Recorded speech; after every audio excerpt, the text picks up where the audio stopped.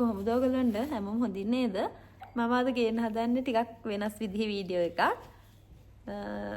මගේ වොයිස් එක ටිකක් අද වෙනස්. ඔයගොල්ලන්ට දැනෙනවා ඇති. මම ටිකක් සනීප මදි. ඉතින් අපි වීඩියෝ එක දිගටම කරගෙන යමු.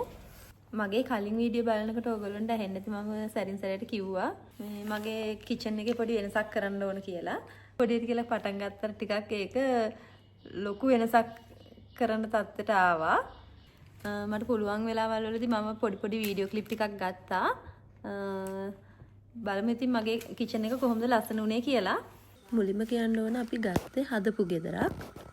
ඒකේ තිබුණ විදිහ මම ෆොටෝ එකක් දාන්නම් ඔයගොල්ලන්ට යටින් බලන්න. මම ටයිල් එක තෝරගත්තේ ඇෂ් කලර්.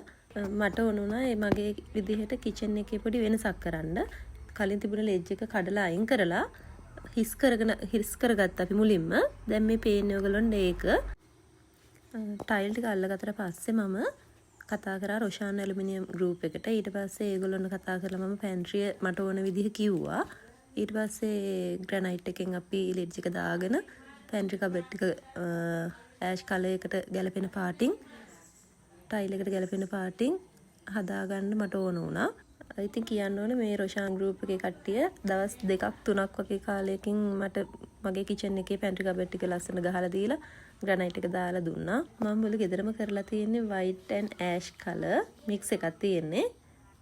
ටයිල් ටික අල්ලගෙන වැඩේ යන අතරතුරේ කිචන් එක පේන්ට් කරගත්තා. ඉතින් ඔන්න උතන ඉන්නවා අපේ පොඩි බාසුත් පේන්ට් කරනවා. මගේ කිචන් එකේ සම්පූර්ණ වැඩ ඉවර කරගන්න කීප දෙනෙක්ගෙම මට සපෝට් එක ගන්න වුණා.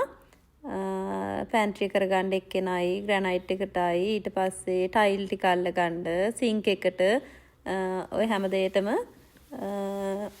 කීප දෙනෙක්ගෙම මට සපෝට් එක ගන්න සිද්ධ වුණා. ඉතින් අපි හැමෝම කැමති ඉන්නේ අපේ ගෙදර කිචන් එක ගොඩාක් ලස්සනට පිළිවෙලට තියනවට.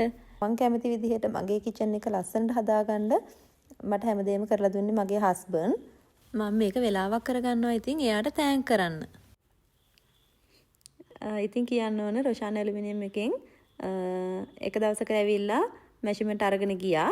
ඊට පස්සේ කබඩ් ටික හදාගෙන ඇවිල්ලා තමයි ෆික්ස් කරේ.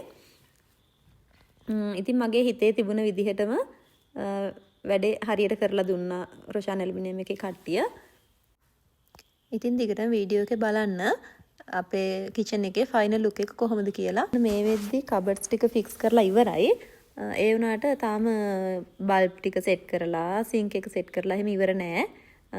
තව ටිකකින් ඕගොල්ලන්ට බලා ගන්න පුළුවන් මගේ අලුත්ම කිචන් එක කොහොමද කියලා. ඉතින් මේ තියෙන්නේ මගේ ඩ්‍රීම් කිචන් එක. මම මෙතනින් පස්සේ දිගටම මගේ වීඩියෝ අරන් එන්නේ මගේ මේ ලස්සන කිචන් එකේ ඉඳලා. එහෙනම් ඉතින් අද වීඩියෝ එකත් එක්ක එකතු වුණ හැමෝටම thank you. bye bye.